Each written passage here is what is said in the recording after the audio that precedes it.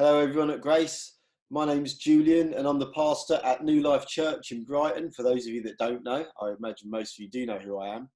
Firstly, I want to say thank you so much for wanting to pray for us. We really do appreciate it. We need your prayers. We feel that we're in a battle. We really do. But there are always encouragements as well. So we're so grateful for you praying for us. Please continue to do so. So things to pray for. Well, first thing to say is we've had a change in our leadership. So Grenville, who's an older gentleman, he stepped down from being an elder, and Michael, another guy, has stepped up. So the leadership dynamics changed. And Michael is a great guy. Grenville is great as well. And sorry to see him go, but very glad to have Michael coming on board. Do pray that we'll work things out right, because his situation is very different. Grenville, he's retired. Michael's in full-time work, so that creates some challenges. But just pray that we work this out together, and that the Lord strengthens the church through us. That we would be able to oversee, care for, protect, nourish the church. So that's the first thing, the change in leadership. Second thing is we'd like to ask you to pray for Chloe. Chloe's a 16-year-old girl. She lives on the estate.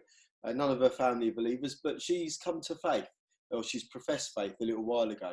She's doing, preparing for baptism, really keen to be baptised, a bit nervous about it, but do pray for her as she goes through the baptism course that we do.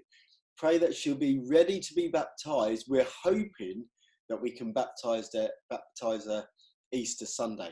Now that would be great, because we want to make that evangelistic as well. So do pray for Chloe, for her faith, for her preparation for baptism, and if the Lord's willing, that it would coincide with Easter. That would be really good. And then someone else to pray for. This is a guy called Simon. I think he's about 35, maybe a little bit older than that even. But anyway, I've known him for years. He's born and raised on the estate, went through the schools here, knows everyone. And over the years, I've just seen him grow in terms of faith, but he's never been attached to any church. He started reading his Bible, posting things, and most of my communication with him has been through Facebook Messenger, evangelizing and talking to him about stuff for years, on and off. I invite him to stuff every now and then, or never give up inviting him, particularly to come and meet up with me just so we can chat. He's always nervous about that. He's nervous about the church, but I asked him to come to a conference that we did just last weekend, the Reach and the Unreached conference.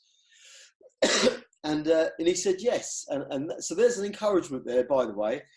Don't give up asking people. They might be embarrassed to say no, so just come because they don't want to say no anymore. Anyway, he came. He absolutely loved it. At the conference, he saw people like himself, people from estates, and they were enthusiastic about their faith. So that's done him a lot of good.